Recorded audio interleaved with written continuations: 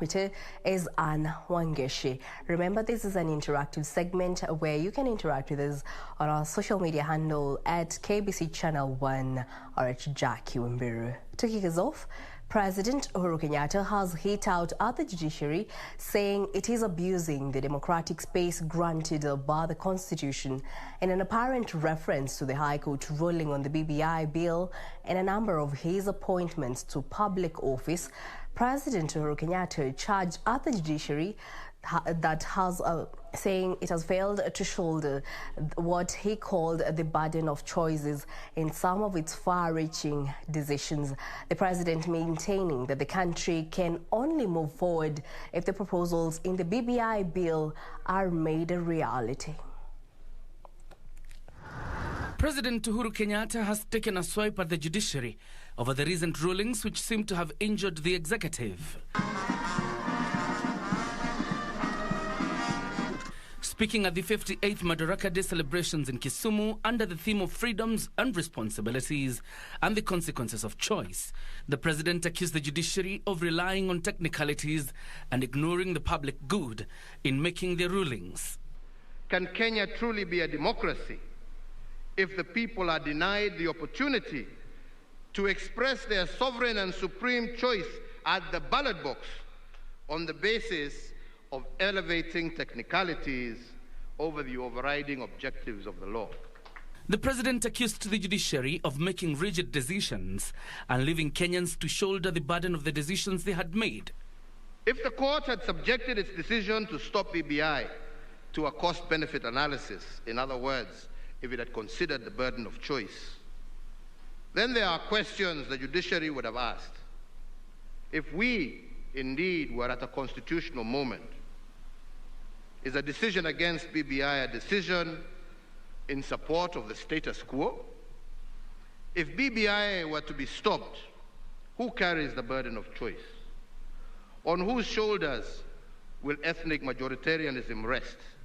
And who will carry the burden of losing 30% of our national budget every 5 years due to the toxic politics that BBI sought to resolve? The president also not being kind to those opposed to the referendum, accusing them of being short-termists at the expense of the country's good. Everyone knows that the BBI is good. It's good for our country. It is even good for those people who are unhappy with it.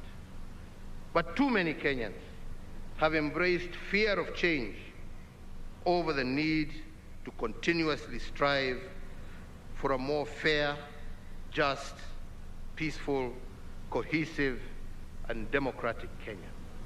But his Deputy William Ruto and ODM leader Raila Odinga were reading from different scripts on the intended constitutional changes. A robust legislature, a performing executive, an independent judiciary, and other independent institutions, so that we can all celebrate the firm foundation of the rule of law, not the rule of man. Hii mwanzo ni kwanza kuunganisha Wakenya wewe kama kitu kimoja. Bila hiyo hakuna maendeleo. Na hiyo ndio maana ya handshake ambayo tulifanya mimi na wewe.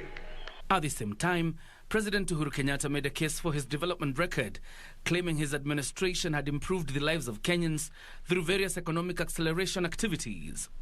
In the last 8 years, my administration has doubled what the colonizers and the first 3 administrations did in 128 years. Our national cake, our annual worth as a country every year, now stands at Kenya shillings 10.3 trillion. And even if you factor in inflation, our economic acceleration program has multiplied what the founding fathers left in our custody. The president making a case for his investment in macroeconomics, saying they offer a fertile ground for economic takeoff. We have revived 566 kilometers of dead meter gauge railway. The revived 200-kilometer Nairobi-Nyanyuki railway will be a game changer.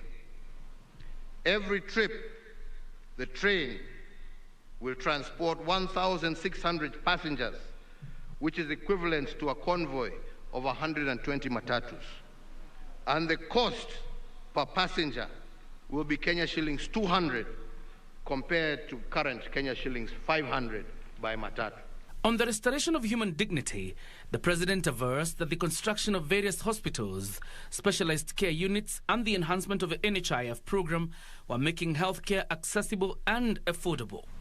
The dignity of families is supported by sustainable livelihoods, and it is for this reason that my administration's agenda continues to focus on creating an enabling environment that offers every Kenyan an opportunity to participate in the economy. This celebration capping the president's 3 days visit of the Nyanza region, which kicked off Sunday.